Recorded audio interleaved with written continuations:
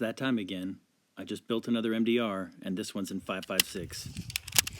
This video is going to be mostly about shooting, since that's, I think, what most everybody wants to see. I tried out a bunch of different mags and some other accessories.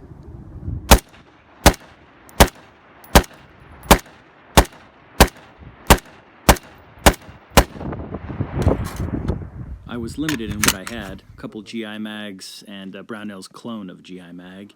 GI? As well as a couple different P mags.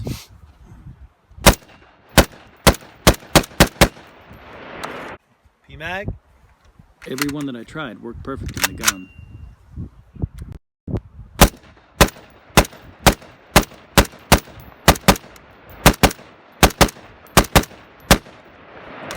I also wanted to try out my new YHM Turbo 5.56 can.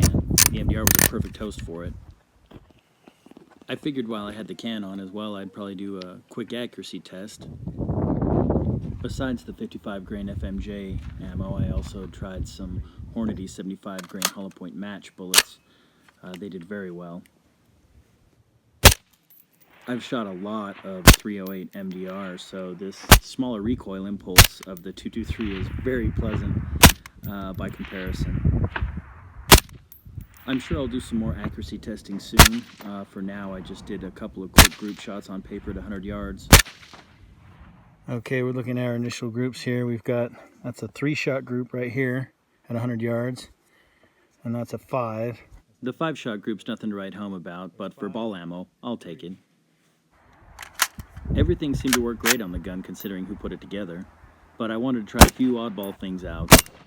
The MDR is easily manipulated one-handed, especially in 5.56. I was wondering what the gun works like without the ejection chute, so we're going to show you today.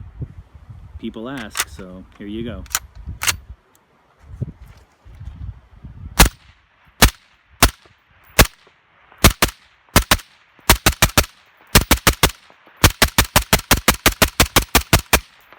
I'm sure I'll get a chance to do another video, more technical stuff with the MDR soon. But in the meantime, I just wanted to give you guys some hope, some light at the end of the tunnel. Thanks for watching.